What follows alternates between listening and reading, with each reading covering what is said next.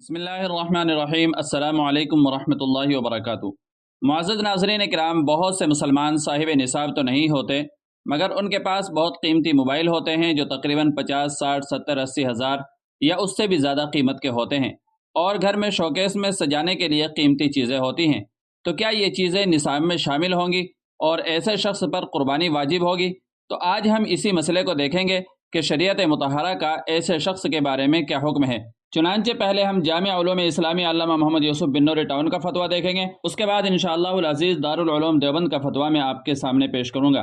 چنانچہ کسی نے جامع علوم اسلامی علامہ محمد یوسف بن نوری ٹاؤن سے سوال کیا، اگر کوئی شخص صاحب نصاب نہیں مگر اس کے پاس ایک موبائل ہے جس کی قیمت 50-60 ہزار روپے ہے، یا 3-4 موبائل ہیں جن کی قیمت 60-70 ہزار روپے ہے، یا اس کے علاوہ لیپ ٹاپ، ٹی وی وغیرہ، تو ایسے شخص پر قربانی واجب ہے یا نہیں؟ تو جامعہ کی طرف سے جواب دیا جاتا ہے، بصورت مسئولہ اگر تمام موبائل مذکورہ شخص کے استعمال میں آتے ہوں تو پھر ان کی وجہ سے قربانی واجب نہیں ہوگی۔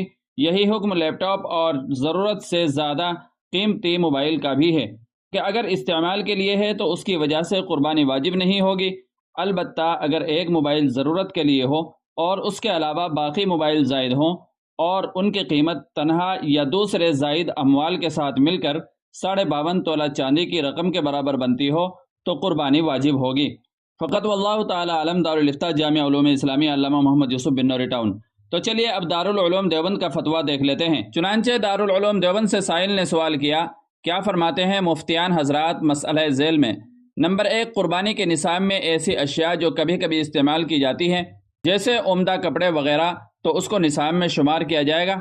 نمبر 2، نیز مہنگے موبائل۔ نمبر 3، شوکیس کی زینت بننے والے برتن کو بھی نصاب میں شامل کیا جائے گا۔ دارالعلوم دیوبند کی طرف سے ان سوالات کے جوابات دیے ہیں۔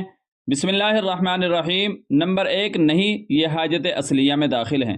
نمبر 2، مہنگا موبائل جو آدمی استعمال کے لیے خریدتا ہے اس کا بھی شمار نصاب میں نہیں ہوگا۔ نمبر 3، اگر یہ برتن محض زینت کے لیے ہیں، استعمال کے لیے نہیں ہیں، تو یہ نصاب میں شامل ہوں گے، کیونکہ محض زینت کی چیزیں حاجت اصلیہ میں شامل نہیں ہوتی۔ واللہ تعالی علم۔ دارالفتہ دارالعلوم دیوبند۔ تو ناظرین کرام، امید ہے کہ مسئلہ اچھی طریقے سے واضح ہو گیا ہوگا۔ ویڈیو اچھی لگی ہو تو لائک اور شیئر کر دیجیے گا، اور چینل پر پہلی بار آئے ہوں تو سبسکرائب بھی کر لیجیے گا۔ چلیے پھر ملتے ہیں اگلی کسی ویڈیو میں۔ السلام علیکم ورحمۃ اللہ وبرکاتہ۔